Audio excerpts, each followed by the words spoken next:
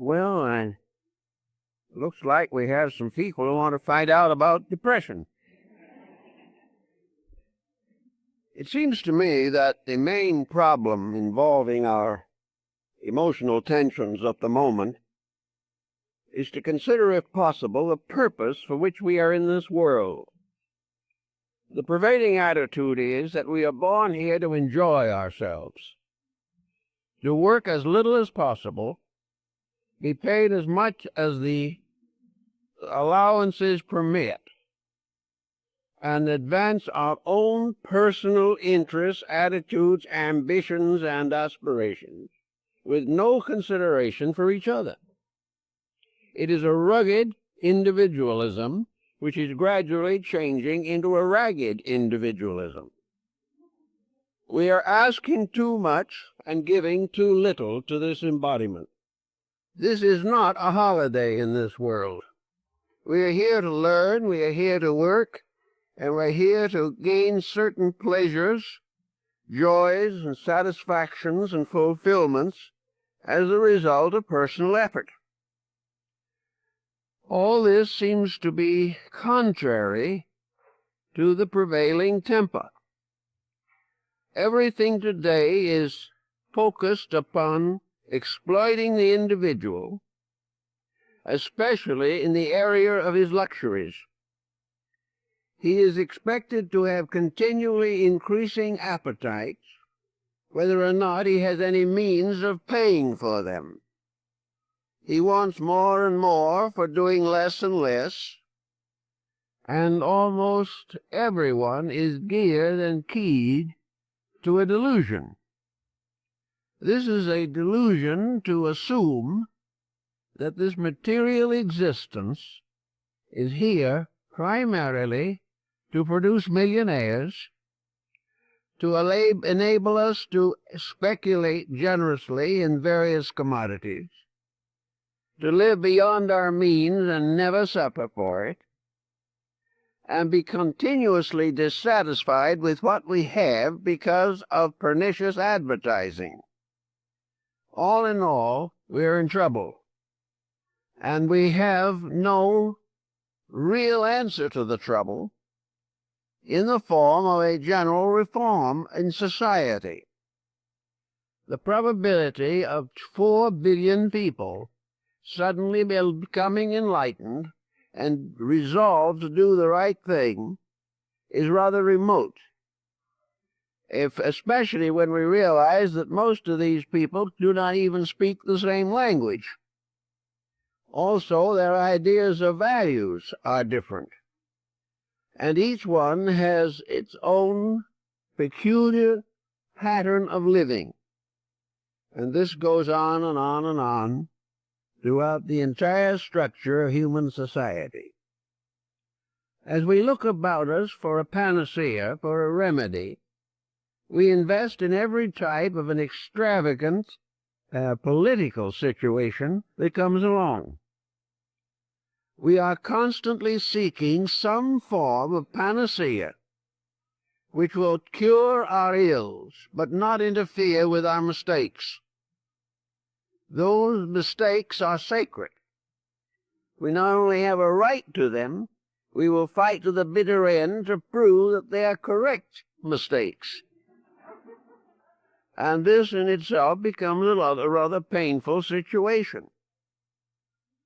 Looking around us, we observe everywhere that the nervous tensions are rising rapidly. We are less and less organized as persons. Individuals who 10 years ago had a good memory now forget the most common incidents in their lives. Persons who were satisfied with moderate incomes suddenly find moderation to be a penalty. Those who have for generations been grateful to this earth for taking care of them now resent the fact that it cannot provide them with every luxury that they want. As long as we have a mistaken philosophy of life, we are certainly going to be under stress. The human body is a wonderful thermometer.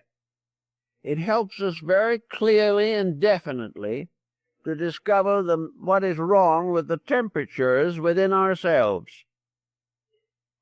And at this time, fatigue, disillusionment, disappointment, fear, anxiety, dread, and almost panic, these forces are working everywhere in our society.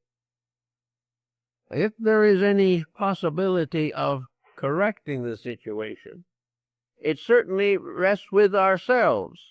We cannot depend upon our neighbors changing. We have no way of assuring that our public officials will reform their ways.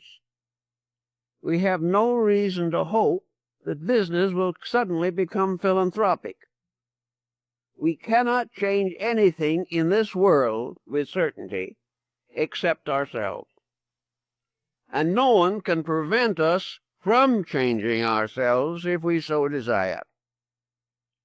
The individual who is tired of complaints, who is weary with the body's reactions to pressure, who cannot afford expensive medication, who has tried 16 different diets and is still overweight, all these people have got to sit down and face the facts of life. They have to realize that we have to have our happiness in our own names. We can be as happy as we are intelligent, and we can be as miserable as we are foolish. Now, how are we going to go after this particular problem?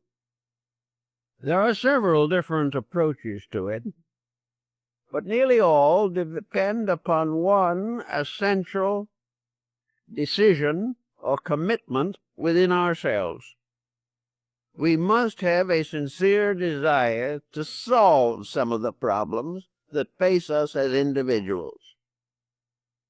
We must consecrate our lives to getting out of the dilemmas that are destroying health, happiness, and peace of mind. We are only here for a relatively short time, at least in this embodiment, perhaps 80, perhaps 90 years. Maybe occasionally a few extra years thrown in for good measure. But in this span of time, we must make a series of decisions. From the beginning to the end, we must steer our living with intelligence. When intelligence fails, security fails.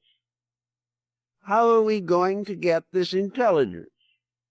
Well, for a long time we thought we could get it by education, but this is becoming increasingly doubtful. The trouble with education is that it assists us to adjust to what is wrong, but does not attempt to correct the errors. Therefore, education says the world is as it is. Adjust to it or suffer. Therefore, education gives us various instructions on how to make the best of the bad bargain that we call life. It helps us to have a trade or an art, and whenever something new comes along, education works it over until it becomes obsolete. For a long, long time, we have been training people for special fields of activity which generally cease to be important by the time the training is complete. So all these different situations have impelled us to realize that education is not giving us the internal resource necessary to control ourselves. Education will help us to do the best we can as long as we remain inadequate. Education will also try to get us to get our minds off of our troubles by the hope of executive promotion in business. It assumes that if we know enough, study hard enough, graduate successfully enough, we can live in reasonable comfort during our present embodiment. This is a beautiful thought, but is not supported by common evidence today. The next point that comes along, perhaps, is religion. Religion tries to explain to us that there are values that are more important than material success. This would be more convincing if so many different beliefs were not themselves developing very selfish attitudes and are working for material success. Actually, the primary contribution of religion is to dedicate the individual to principles, to make him understand why he has to keep rules if he wants to be happy. Religion would also offer him the instrument of faith. He would be able to feel that there is a power in nature working on his side as long as he behaves himself. This does affect and does encourage and does help a great many persons.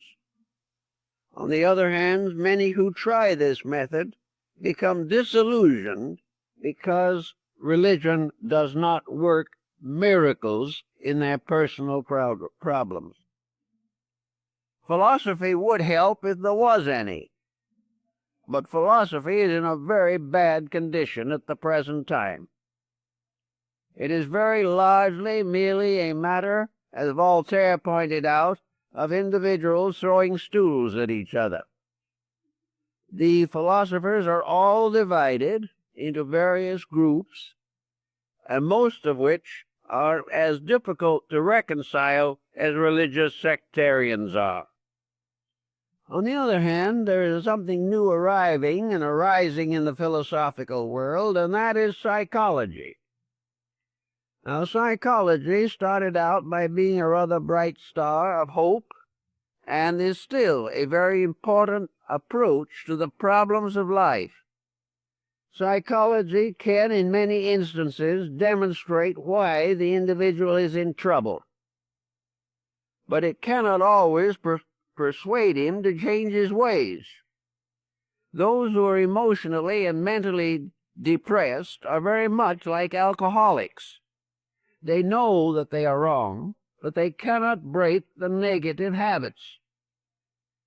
So we have to face the fact that there is no easy way to break a long-established pattern of attitudes.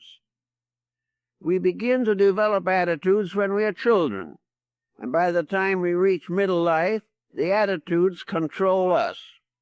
We are no longer able to clearly resist the pressure of our own emotional and mental complexes. As a result of this inability to face facts, we go on catering to partly fulfilled ambitions until finally we drift out of this world and all that relates to it, at least temporarily. Out of this world, therefore, is another realm of uncertainties. Many persons who cannot live well here, or do not, have a very strong hope that they will do better after death, that somewhere out there is a reward for all of the suffering they do here. Now, the principle of reward for suffering would be pretty serious and pretty substantial if we were not personally the cause of our own suffering. But this kind of cuts into the idea of universal justice. In other words, heaven is presumed to reward us bountifully for our own mistakes. This is a dubious point of view. If we try hard, we may gain a certain overtone of recognition and reward. But to do nothing and expect to receive universal commendation for it is not reasonable or very practical, and there's no proof that it ever works out. Now, if this is true, and all we can hope for is the courage, strength, and resolution to do what we know we ought to, how are we going to evaluate the situations we find ourselves involved in at the present time? One of the first and most important problems that we all face is the effort in one way or another to live on a pattern or in a pattern with a minimum of stress. It is very important to our health and happiness that we use as little energy as possible repenting our own actions.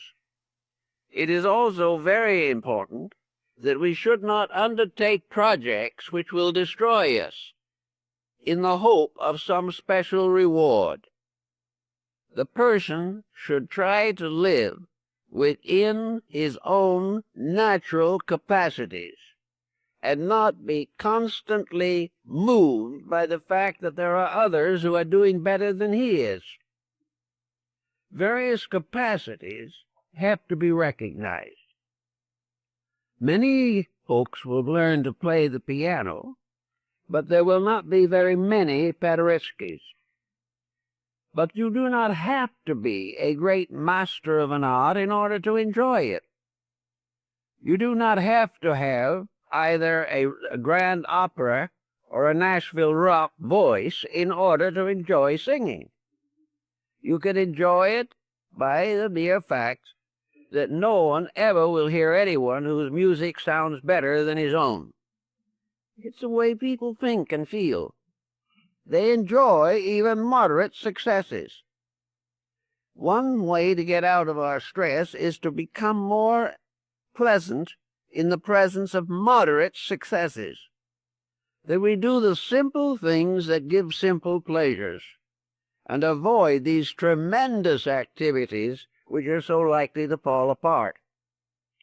So if we realize that we are all a little different, but that this difference does not make it necessary for us to suffer, we will gain a new perspective on some of our problems.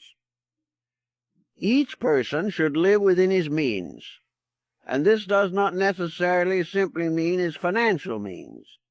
It means to live within his capacities, to live on a level in which he can be comfortable, reasonable, and free as far as possible from unnecessary worries and anxieties. Today we have a very serious problem arising that is affecting a great many people, and that is the problem of unemployment. Unemployment is becoming a major disaster, not only in this country, but in most parts of the world. We have reached a point in technology in which we are gradually running ourselves and each other into bankruptcy. We are constantly seeking to broaden the measure of profits and gradually reducing the employable in these various fields. Now, everyone is subject to the danger of one of these problems hitting home. From now on out, the problem of economic security is always going to be a subject of hazard. One day we may succeed, the next day it may take all that we have to survive. We do not know what lies ahead, but we do know that there is grave possibility, at least, that an effort to perpetuate prosperity is going to end in tragedy. Therefore, from the very day in which we first realize this fact, each person should quietly organize his own resources. He should discover what is necessary and what is luxury. And he should realize that nature did not necessarily intend him to be a glamorous personality. If we are still working and still have some economic security, the situation demands greater thoughtfulness and organization of these resources. Mental emotional depression are closely related to debt. And the individual who is in debt is in trouble. Ben Franklin pointed that out over 200 years ago. The individual who buys what he doesn't need, either because his neighbor has it, or because it is fashionable, or because it is a luxury and a labor-saving device that is not essentially necessary. People who spend money in this way are apt to regret it. Now, if they are more economical, they may also have a tendency to tip the economic system into a more moderate relationship with the consumer. It is necessary for business to realize that it cannot flourish by making individuals into bankrupts. That when the individual spends more than he can, business itself is ultimately going to suffer. So if we are employed and we have reasonable securities, and we can perhaps feel that we could splurge, this is an excellent time to realize that splurging is not the basis of happiness. It is really something which will only ultimately contribute to worry and anxiety. Now, if the person is not employed at the moment, and therefore has a problem involving labor unions or involving the curtailments and bankruptcies of various corporations, then it is too late to try to prevent the situation. It is then necessary to do whatever can be done to reduce the pressure and to get into as economical a balance as possible. This very often will result in the loss of luxuries. But if it is in the cause of securities, the individual will have less medical bills if he has fewer luxuries. There is no sense in trying to maintain a standard of life which has been taken away. But let us always remember that the standard that has been taken away has nothing to do with the standard of principles within ourselves. A high standard of living depends upon what we are and not upon what we have. And very often a reduction in our luxuries results in an improvement in our integrities. So wherever necessary or possible, the individual should begin to discipline his appetites. Not long ago, a friend of mine took 2 or 3 people to dinner in one of our moderately fashionable restaurants. The dinner for 4 cost him $125. The food value was probably about $7.50. The rest was prestige. Well, prestige is something that the average person today cannot afford. It is not necessary for him to retire to a one-arm lunch counter, but it is necessary to be thoughtful and to curb extravagances. And the person who says, I'm going to be extravagant now because I do not know how long I can keep it up, is foolish. The purpose is to move and smooth out a way of life in which there is the greatest probability of being able to live it the rest of your days. And this means a moderate relationship with life itself. It means an ability to cope with probabilities of difficulty and stress. Actually, the theory we seem to be working from largely today is that our principal legitimate expenditure should be for entertainment. This has resulted, of course, in a measure of entertainment which most persons are having more and more difficulty standing. The entertainment field has catered to the worst, and there is no improvement in sight. Extravagant expenditures for modern entertainment is a complete waste of time. This is another problem that people have to face. They've become so accustomed to these matters that they do not think very much about it if they finally decide they would like to pay $100 a month for X picture channels, or would not object to paying $50 a seat for a theater ticket. This type of thinking is going to result in nervous breakdowns for millions and millions of people. You cannot do it that way without worry. and for the moment or two, an hour or two of pleasure, or what you think is pleasure, you may pay with hours of worry and anxiety when you can't make the car payment. All of these matters mean that organization of yourself, the clear understanding of what you need, what is necessary, and what is proper. These things must be given their proper consideration. There will always be somebody in this world that has a little more worldly goods than we have. But it's not at all certain that that same person doesn't have more worldly worries than we have. Luxury is a lovely thing if you don't mind worrying yourself to death trying to maintain it. There are false values of all kinds that are being heavily rewarded, and individuals are taught to believe that these false values are worth sacrificing integrity to attain. But they're not.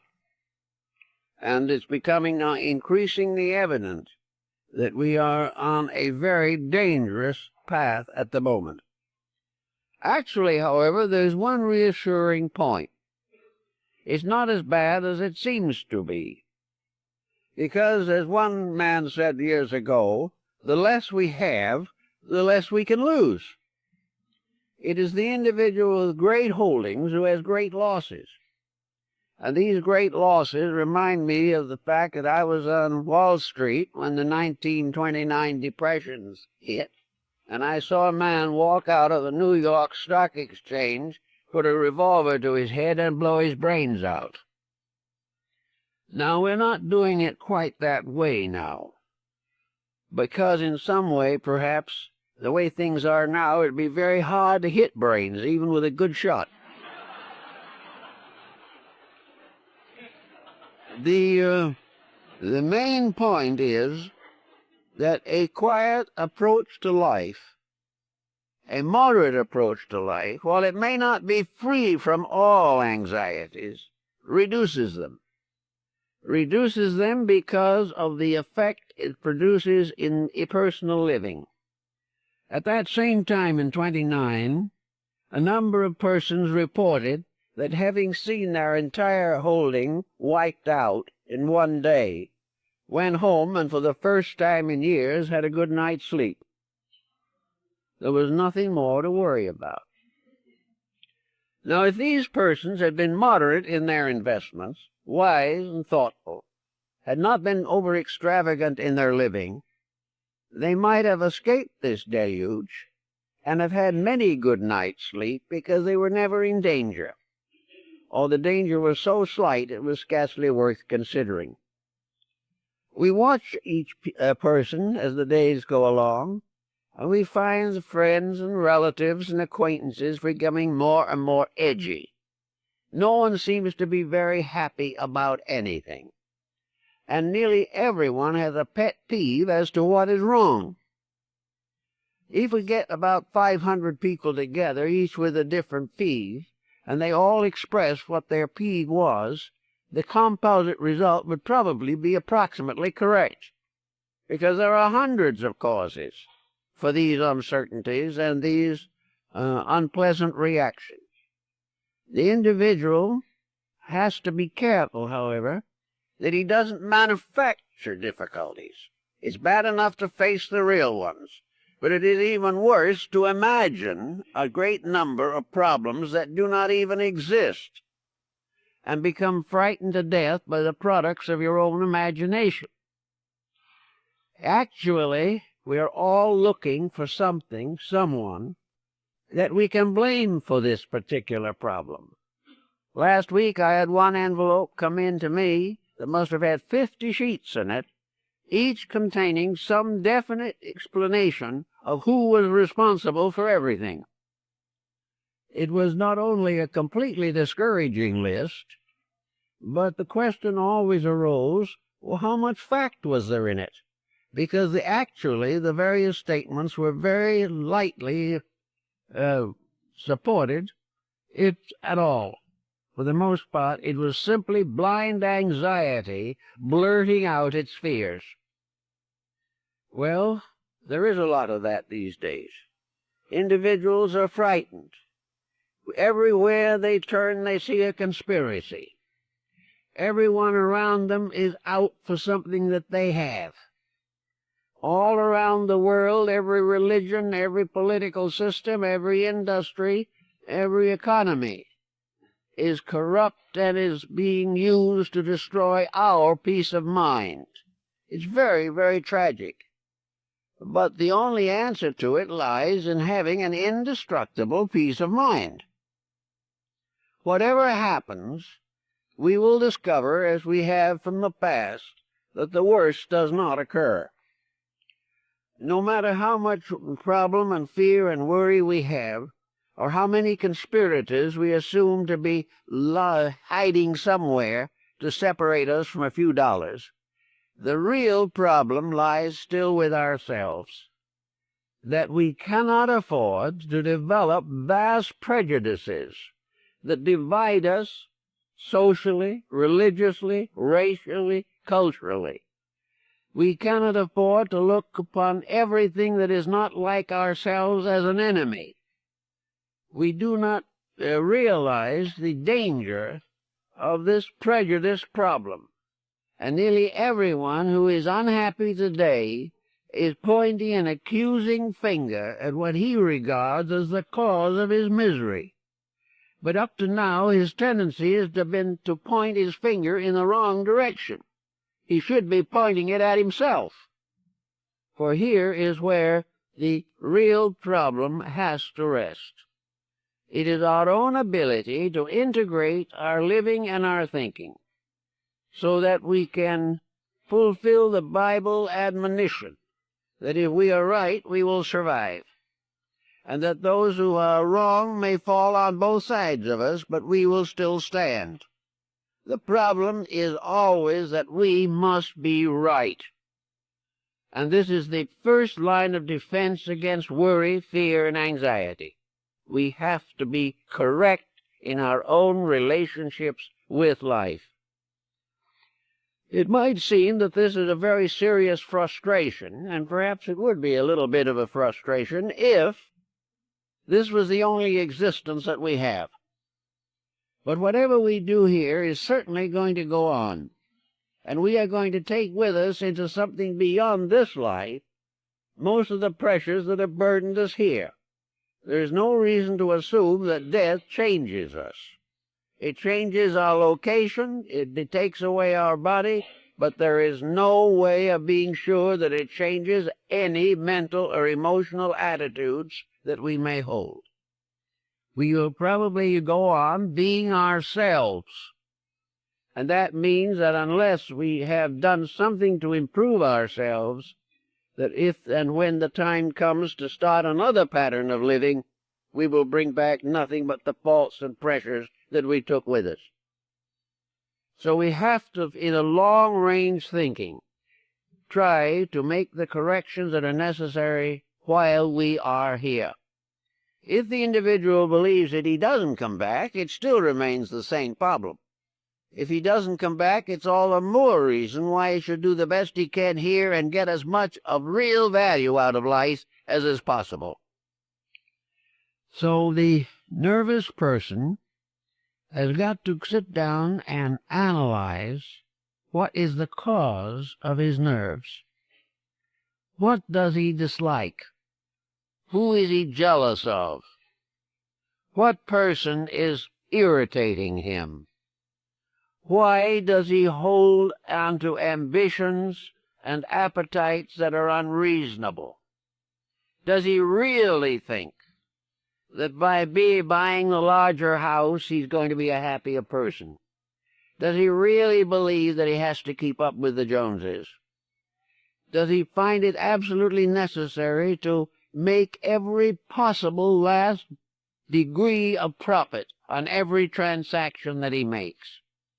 Is it necessary for him to profit to the point that he prevents other human beings from having the proper necessities of life? All of this selfishness and self-centeredness is contrary to rules. And nature's way of doing things as can be summed in the simple thought: if we are not reasonably contented, there's something wrong with us. We like to assume that it's wrong with the system, but the system is nothing but a mass of us. The system is a collective picture of our own personal attitudes on the various responsibilities of living. Out of this also comes a new type of escape mechanism. The individual, not wishing to change himself, has only one way out, and that is to forget himself. Instead of rising above his own weaknesses, he is going to escape from these weaknesses by killing out his own recognition of them. So the person who is nervous or neurotic or depressed goes on to medication. If he is depressed, he may be given a stimulant. If he is overexcited and obviously a paranoid, you can give him one or another form of sedation. Always the idea is not to cure the problem, but to block the symptom. We are supposed to get well by forgetting what we are supposed to do. But instead of having this happen, we finally discover that we are allergic to the medication and ultimately kill ourselves in the effort to avoid thinking. Also, there is the alcoholic. There is all the different type of escape mechanism. We find people who are living in a very unpleasant, unrealistic, and unmoral way simply to escape the problems of life.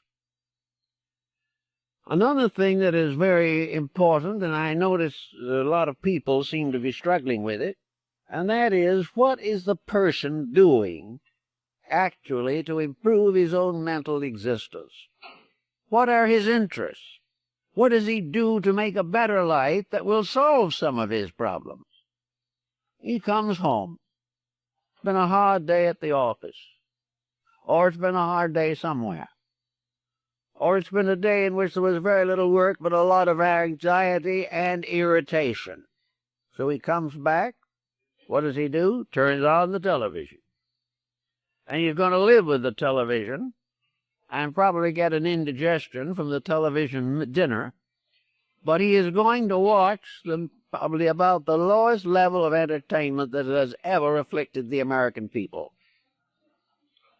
He is going to go through all of the murders, all the rape and carnage, all the space wars, all kinds of dramatizations, real or unreal, about all the unpleasant moments of history, and a careful program of destroying and disintegrating the reputations of famous persons. This is entertainment. Or, being a nervous and sensitive man, he might go into rock, which will guarantee that he will be in the jitters for the rest of the evening. Nothing doing. Nothing is happening. Where is any effort to become a better person? The idea is to slowly drift through this life without noticing it more than necessary. The individual makes no effort to make his homes any kind of a place of securities, and if one person tries desperately, the rest of the family is probably against him. Everywhere the emphasis is upon mental indolence and emotional agitations. It's become now almost indispensable to our emotional lives that we watch murder, rape, and carnage. It's the only thing which we react to. Every phase of our life is being slowly lowered by the fact that we have made no demands upon ourselves to the fulfillment of our own resources. We are perfectly willing to drift from here to there without any more thought than is absolutely necessary to get across the street in a heavy traffic hour. Sometimes we don't make that. Now, we have a mind. which is supposed to give us all kinds of possible usages. There are many interesting, useful, and valuable things to be known and learned. But the mind has also its own willingness to conform to our prevailing inertia. The mind can be just as lazy as the body. The mind can object to thinking on the grounds that it is fatiguing. I know many people who say they gave up thinking because they couldn't live with their own thoughts. Well, it can be.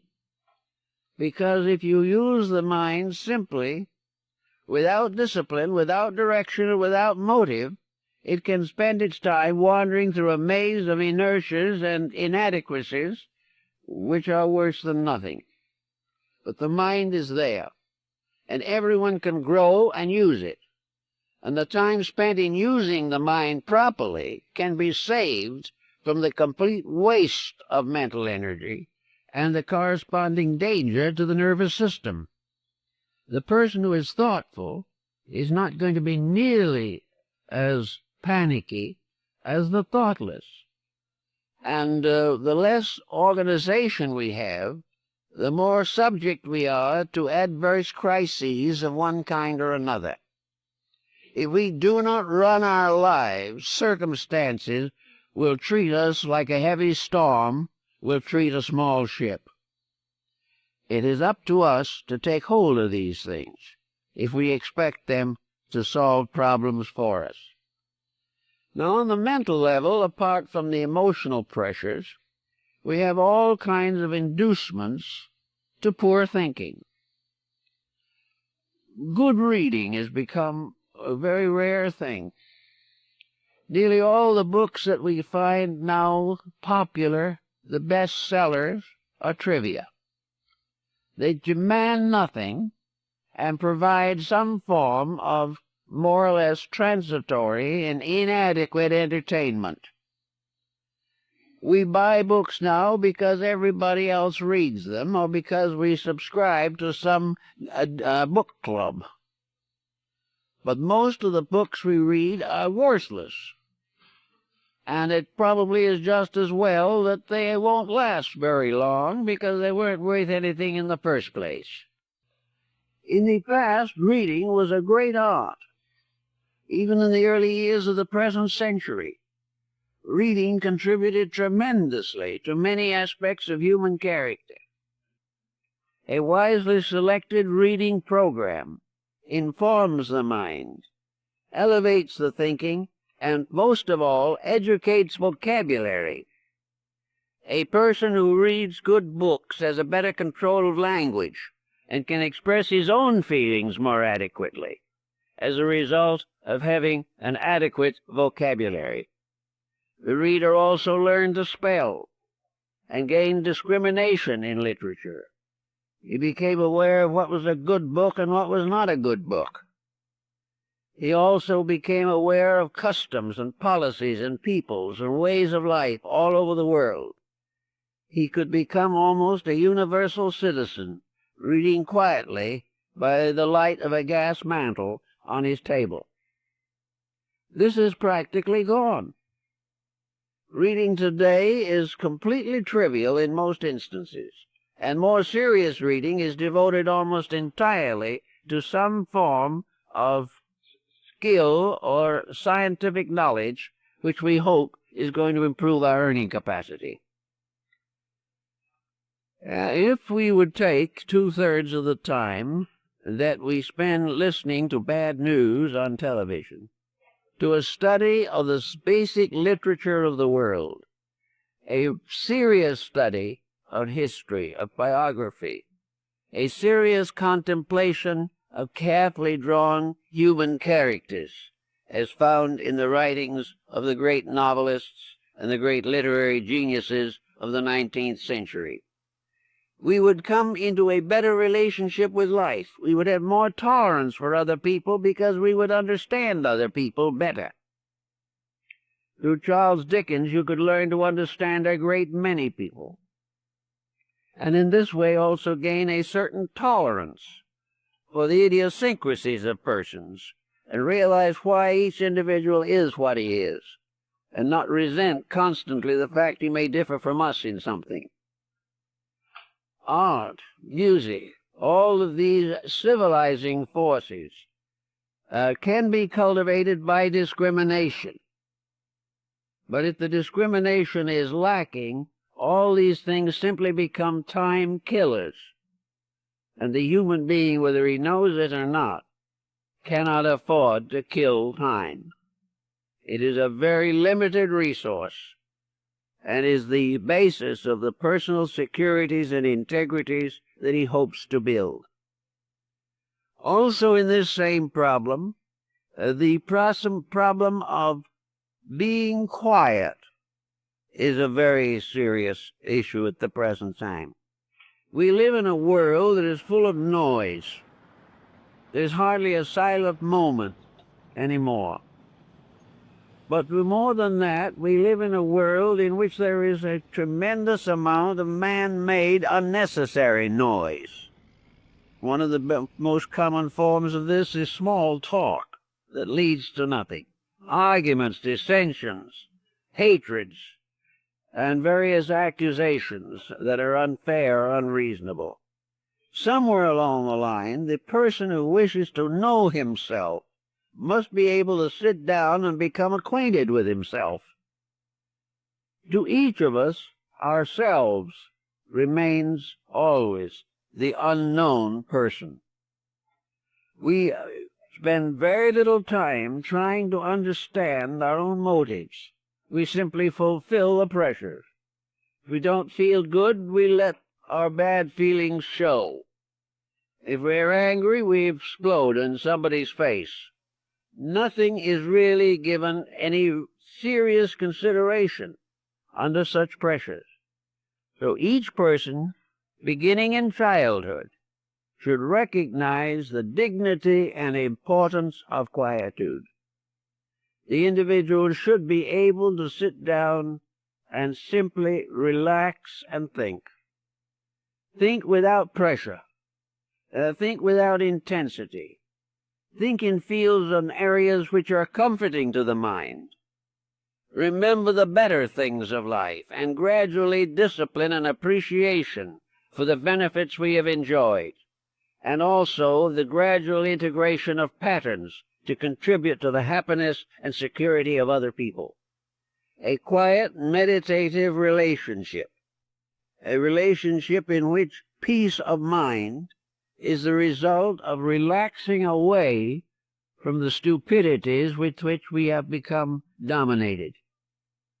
Everyone should be able to be quiet. It should not be necessary for the person who is not up to his neck in activity to sit back and simply fidget. There is no peace of mind where the individual cannot settle down quietly to contemplate or think or enjoy the benefits of his own spiritual experience and life. It is also through the quietude that we have to approach heaven.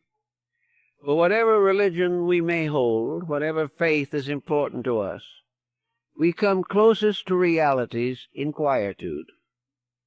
And when we get nervous and upset and the blood pressure rises, quietude will bring it down again. Quietude also brings with it patience. The quiet person does not necessarily carry a chip on his shoulder.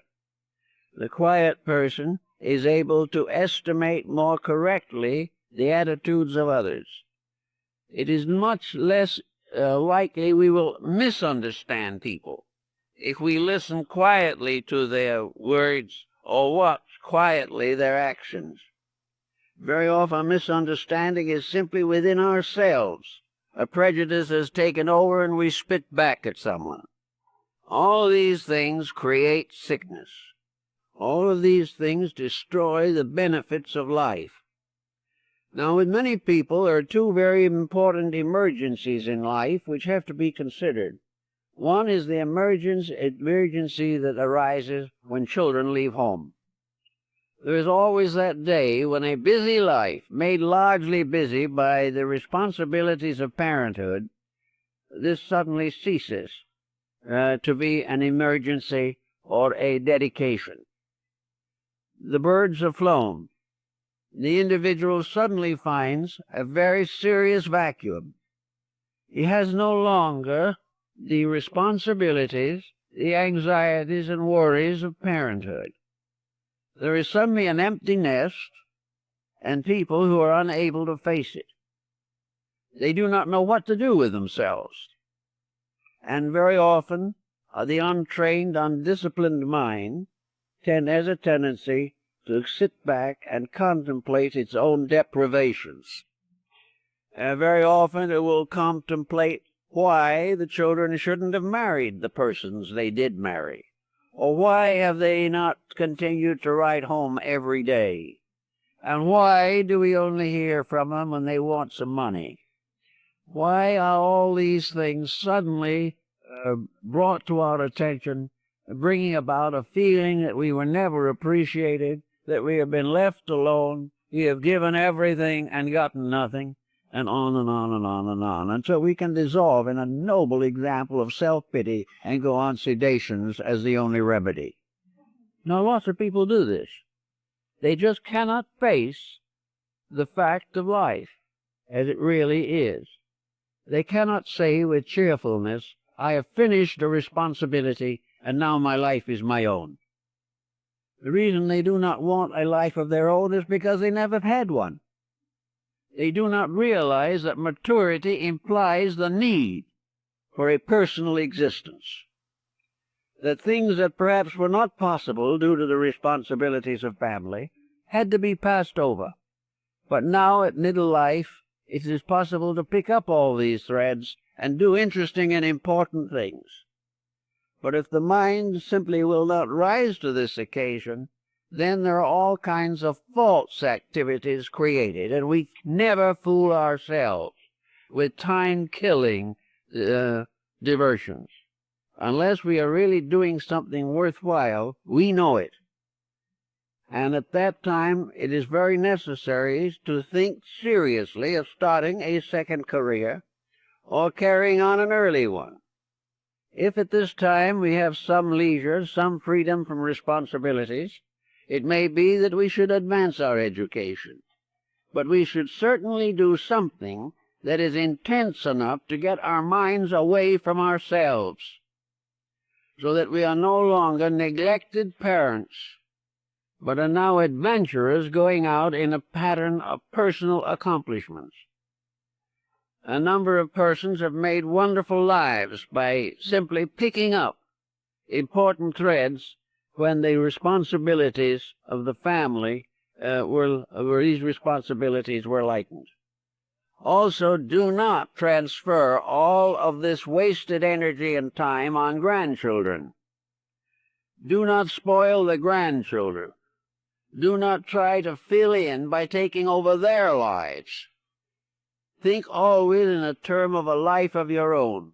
This means that sometimes you may be very helpful to the grandchildren, but do not let them take the place of children as a center of interest and an excuse why you should not do any thinking of your own. Now, the second emergency that comes along is the emergency of retirement. This is sometimes one of the most difficult of all, and probably the difficulty is very largely to be faced by the wife. The man is suddenly home all the time, and it was bad enough when he was home at weekends. Now he is nervous, unsettled, and does not know what to do. He does not know why he is suddenly deprived of all of the original incentives of life, because in the course of his business career, he practically forgot or neglected his own personal survival. He was part of a machine of some kind, and when the machine was turned off, he was left. Now, this in itself is always a matter of concern. A number of persons have found that it was possible for them to develop a third career, or at least a second successful one. There are many persons in their 60s who have suddenly found themselves fulfilling many of the interests and attitudes of earlier life, things that were frustrated or not possible. Many have formed new business projects of their own, have taken up or completed educational practices and policies. They have learned how to make and do various things. They have learned to simplify living so that by having a smaller overhead and a smaller establishment, they are able to have more time to do the things they want to do. Then comes the question, what do they want to do? The answer to that very largely rests with earlier thinking. It's very hard to take that up all by itself at the end. It is much better for the individual to have carried along with his business career some other activity. The businessman and the housewife should have other interests that they have been developing over a period of years, so that the transition from one focal point of activity to another is comparatively slight. If there's no such an adjustment possible, a bewilderment settles in, and in this bewilderment all kinds of false values take over, and the person gradually falls into one form of depression or mental chaos or another because of the lack of focal point. That a person should reach retirement age without a mind sufficiently disciplined to carry him from that point on seems difficult to believe, but it is very, very common, so that the undisciplined retiree falls into small purposes that have no real significance and no actual satisfaction for himself. Here, hobbies can be important, especially if these hobbies have basic educational value. Various projects involving social activity in teaching and in working with people, all these things can develop into useful extroversions. But most of all, if the person's retiring at 65 or 70 has no interest in life, it is an indictment of his previous living, and it is also a hazard to his survival. A proper planned life after retirement from business can add 10 or 15 healthy years to the life of the person, and can give them an opportunity for mental and emotional maturity that they were deprived of during the long years of business involvements. So here are two periods in which it's very necessary to take over the problems of living and try to plan a successful long-range career. This is something that I think more or less reaches the summation of the situation, and that is the long-range plan for living. Not that the person is to live from now to the next vacation. Not that the person shall live from now until he buys a new car, but a long-range plan based upon a life of expectancy that for us here in the Western world will extend probably to nearly 80 years, and sometimes more, a period of time in which a long-range plan, worked on diligently from the beginning and forever in the back of the mind. This is very important. It is this long-range plan, for instance, that comes into the front of the mind when we sit quietly and do not think about transitory things. The long-range plan is something that should be filled with hope, filled with resolution, filled with dedications to various useful, constructive, and unselfish activities. But the plan should be there. And if necessary, when the person graduates from high school, he should begin to think about that plan. He should view it as a basic of his life, that he is a person, is living. He is going to accept the responsibilities of life. He is going to fulfill his responsibilities and his duties. But he is also going to be ever mindful that there is a reason for his existence, beyond economics, beyond promotion in office or something of this nature. That there is a reason, and that is that he shall grow, that he shall finish this life a greater person inside himself than he was when he started. This is not a growth of ego satisfaction. This is not the fulfillment of ambition. This is not self-centeredness, but it is a fulfillment of what humanity is assumed to be here for, and that is to grow, to help, to be friendly, to be serviceable, and to be modest in requirements and attitudes. These are the things that should be planned for from the very beginning, so that along with all of the different responsibilities, the person does keep a small, sacred core of intent within himself.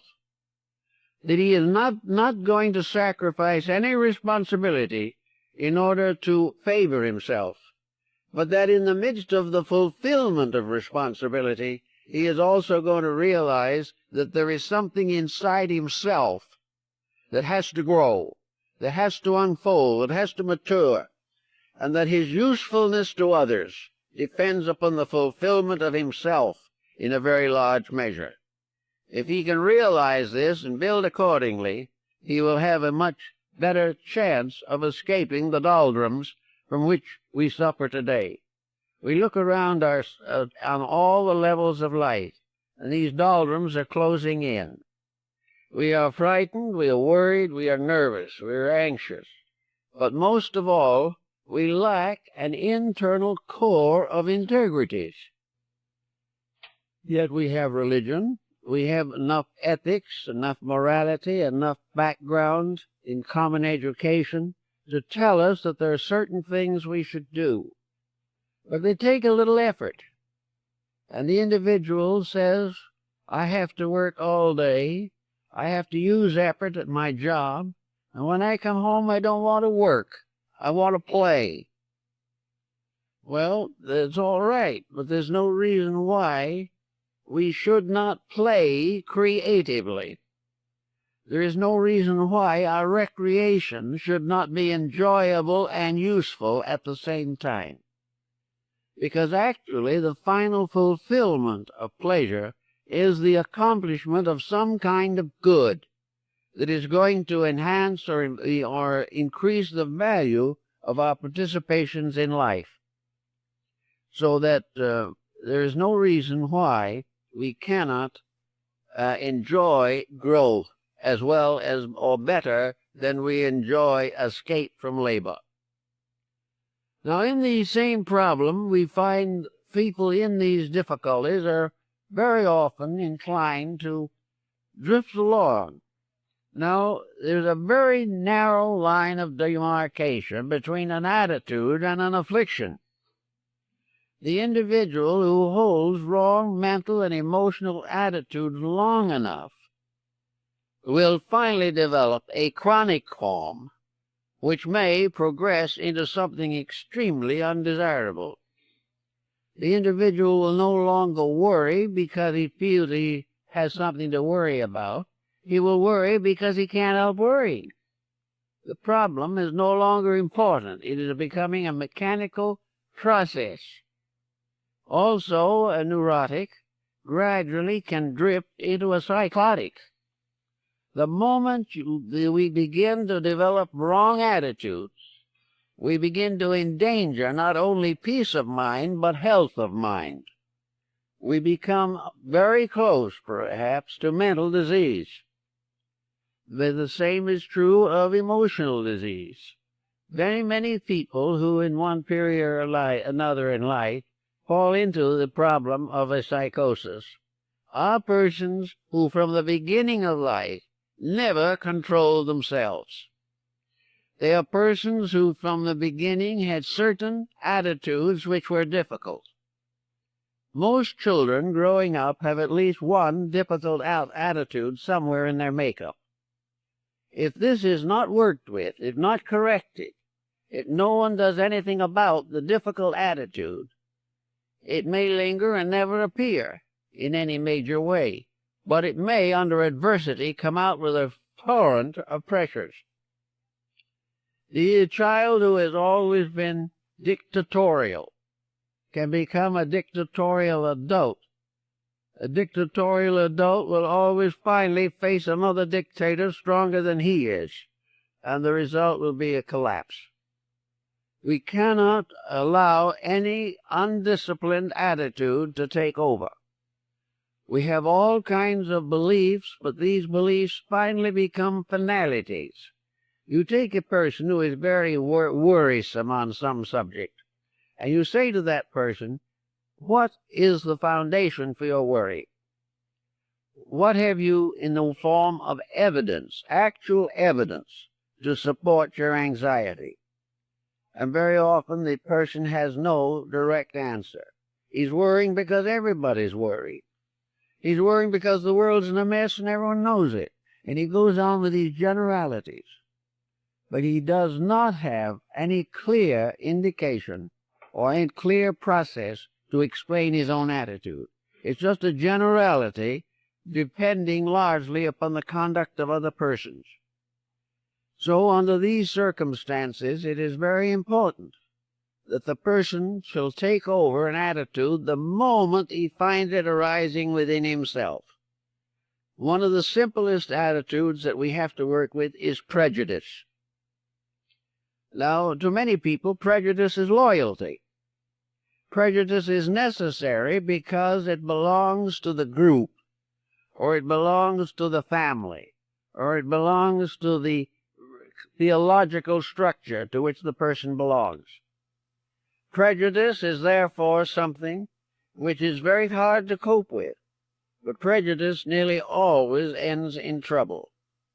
Prejudice opens the person to every type of negative propaganda that can be launched against him by society.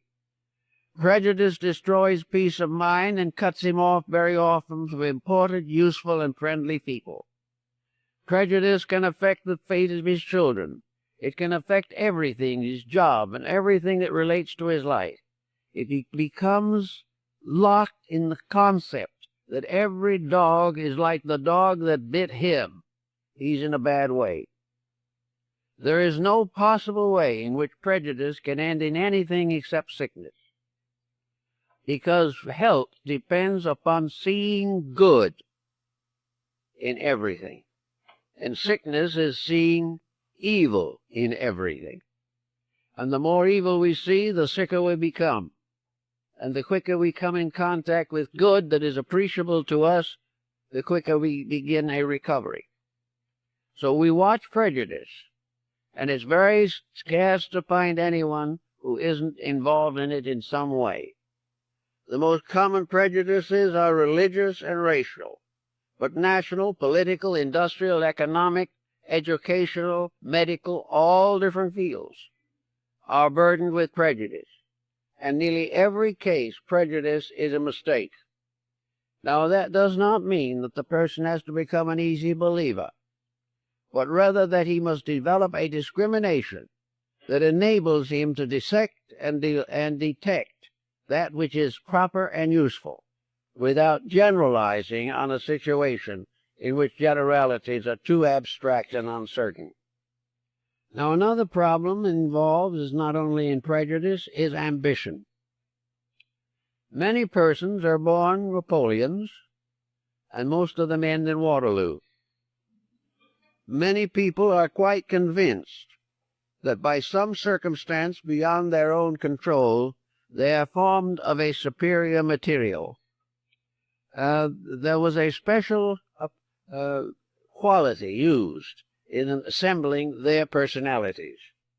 They will never be able to just simply be people, because they were born to rule, to lead. Now, these people are, my observation is that many of these people are about the most unfit persons I've ever known. Instead of this prejudice being an expression of a great capacity, it is simply pure egotism. They are simply self-centered and overwhelm everything around them with the importance of their own attitudes, which are not important usually. And as a result of this, a great many of these highly ambitious people become utterly frustrated. They will never be satisfied with moderate success or moderate achievement. They must go on and on to the domination of society. People of the caliber of Hitler, Mussolini, Napoleon are examples of this tremendous drive, which ends in tragedy to themselves and disaster to the world. Therefore, the individual must be very reasonable in his ambitions. You should have ambitions which are largely aspirations. You should have the aspiration to become a better person. You should have an ambition to do your job well. You have a right to assume a reasonable advancement. But the idea that you are destiny's darling is going to cause trouble in most cases. The individual is frustrated and finally very often psychotic, and this moves often into the religious field, and the individual believes in a special dispensation that has been granted to him, and as a result he becomes a nuisance to others and a disaster to himself. These things have to be watched, but the mind must be the sentinel. It must stand ever ready to evaluate things. It must judge, it must confer evidence, proper decision.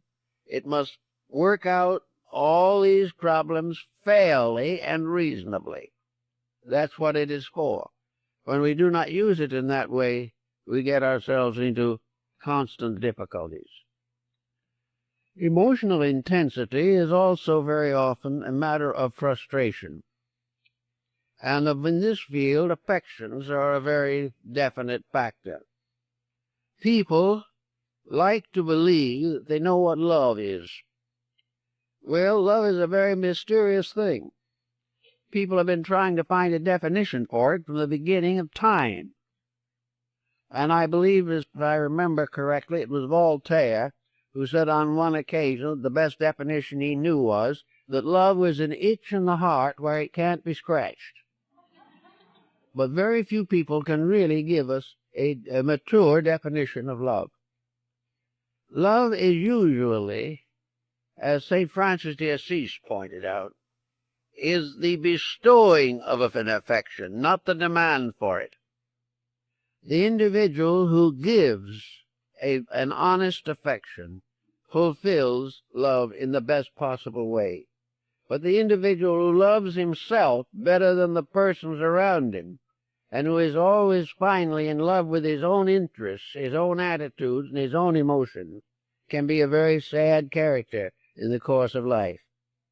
Love is something that requires a great deal of thought, or it can ultimately lead to the greatest despair, to emotional and mental distress that is almost beyond calculation. Love brings with it suspicion, which is very serious. It brings with it jealousy. All kinds of negative emotions and attitudes spring up. And everything then depends upon the internal adjustment of the emotions. Love asks nothing and gives all. And when it begins to ask a lot and give little, it has ceased to be a normal affection.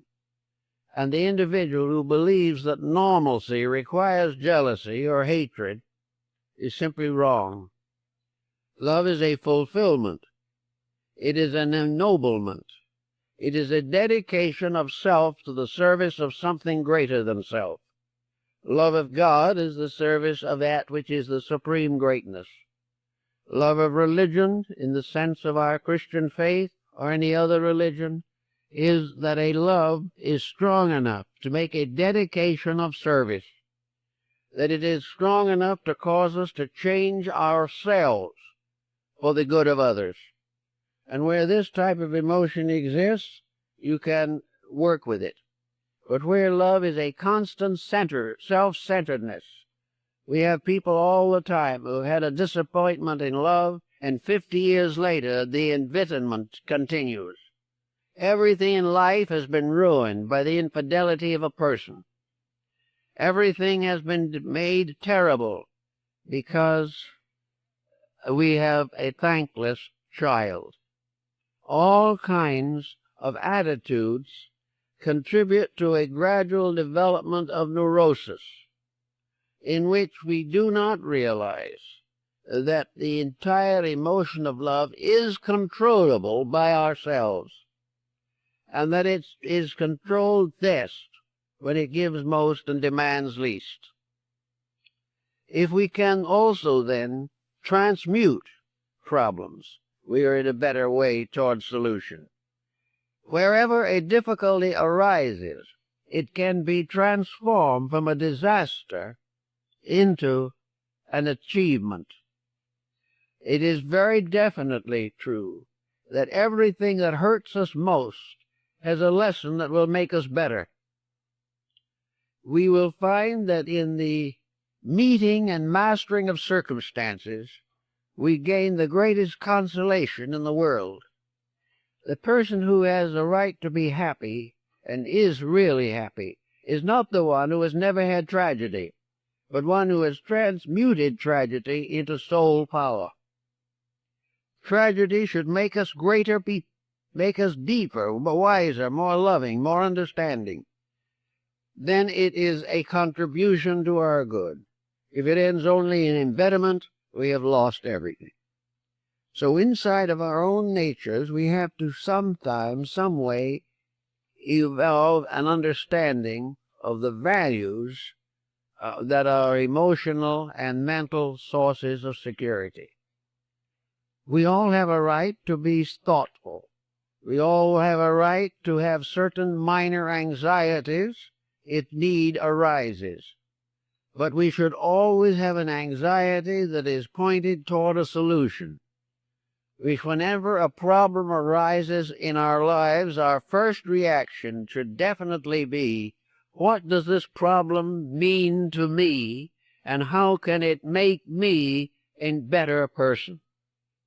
If we can always think this way, we're not going to become neurotics.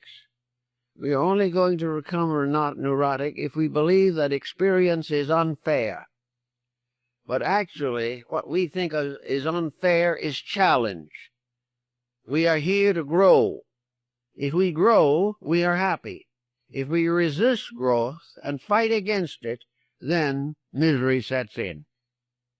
So it's always best to try to transmute and transform negative aspects of personal attitudes into constructive ones by a simple action of the will. No great big fight, no tremendous struggle against everything that is inside of us, but simply a realization that we're here to learn, that if we can learn happily, we will be happy. If we cannot learn happily, we will be unhappy. But regardless of our attitudes, nature says we will ultimately learn. So it is best to do it joyfully in the first place.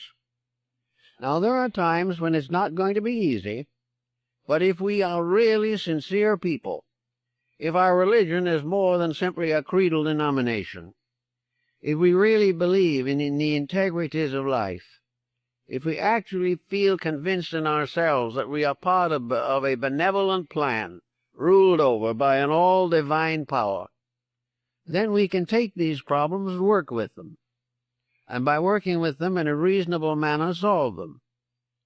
And by solving them immediately as they arise, we can go through life without scar tissue in the subconscious. We can go through life without developing a series of mental and emotional infirmities, which will become worse as we grow older, when we will have ever greater need for peace of mind. We can have it if we earn it. But as the Arabian Nights said, their happiness must be earned. The individual to be happy must keep the rules. The individual to be healthy must obey the laws. And a person who allows his mind or emotions to go to seed is bound to have trouble. But knowing this, realizing it, and knowing that we are equipped to combat this situation, and that there is always within us the power to transcend any debility that we may manifest. It is perfectly possible for us to day by day make those improvements in our own living by which we will prevent the closing in of this pressure of pain, psychological misery, mental headaches, and the resulting disabilities. Every attitude relates to some function of the body. There is something in us, an organ, a muscle, a nerve, a gland, an artery, or a vein, that particularly reacts to any mental or emotional excess that we have. Each one of our attitudes is symbolically represented in a body function. If these attitudes, therefore, become sick, the corresponding body function will be debilitated. And whatever attitude is not according to natural law, which affects our mental and emotional living, also affects our health, and gradually tears down our physical resistance. Therefore, it's not necessary just physically exercise in order to keep well. Your jogging will not solve the emotional, mental problems. But mental and emotional jogging, an effort to exercise the faculties and emotions constructively, will help us to maintain health. The body will take care of itself reasonably well if the mind and emotions do not sicken it. So if there's anything wrong in the body, try, at first at least, to work with the emotions and mental attitudes. And if it's no longer possible to prevent the situation, then realize the tremendous dynamic advantage of adjusting to it constructively, idealistically, and hopefully, with strong faith and optimism concerning the immutability of growth in nature, and that in the end all things will come out well. Well, time's up, folks.